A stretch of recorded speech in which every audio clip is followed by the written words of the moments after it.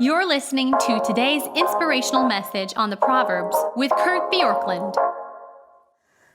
Today I want to turn in our consideration of Proverbs chapter 5 from the place where we are looking at the negative consequences of an illicit sexual encounter and move to the positive statements that are here, because in the midst of these warnings, there's this exhortation in chapter 5, verse 15, that says, drink water from your own cistern, flowing water from your own well.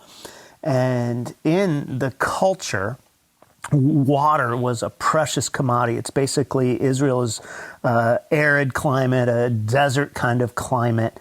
And so water is a precious commodity, and people would walk miles to secure water. And there were times of the year, seasonal droughts would make it really challenging to have the kind of water that people needed. And so as we look at this, the idea here, and the Bible uses the metaphor of springs for sexuality. This is true in the Song of Songs, chapter 4, verse 12, and several other places.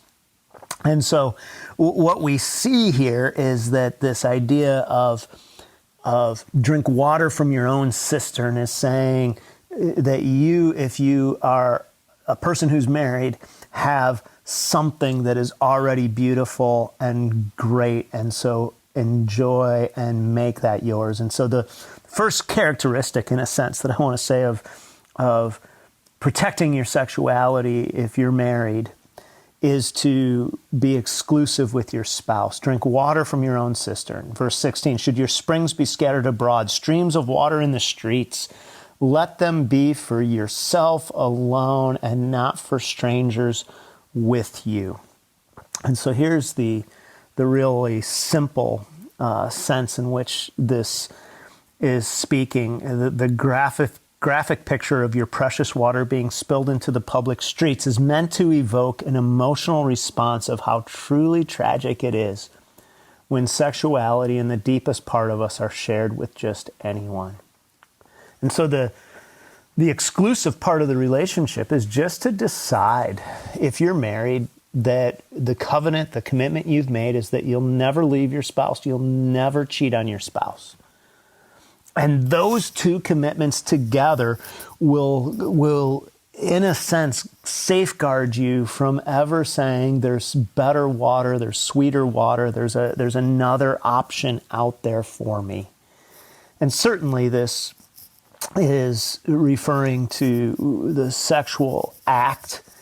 And certainly this is speaking even more pointedly about this idea of not just being sexually involved with somebody else, but saying drink water from your own cistern, prioritize where God has a righteous place for you to experience your sexuality.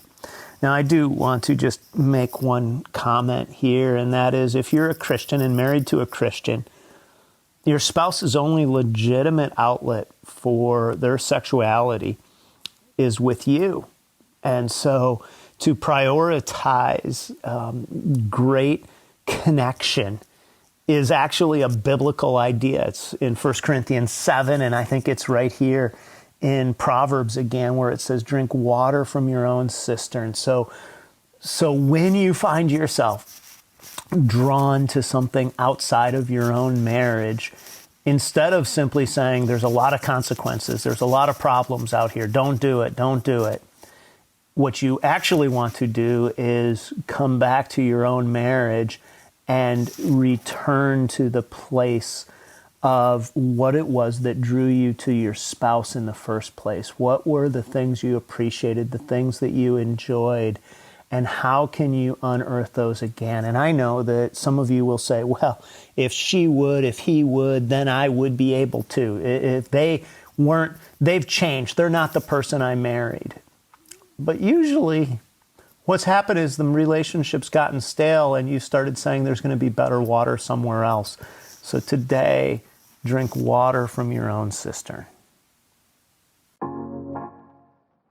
Thanks for joining us here today. There's a lot of great content to explore on Orchard Hill Plus and on the Orchard Hill main feed from the weekend. Have a great day.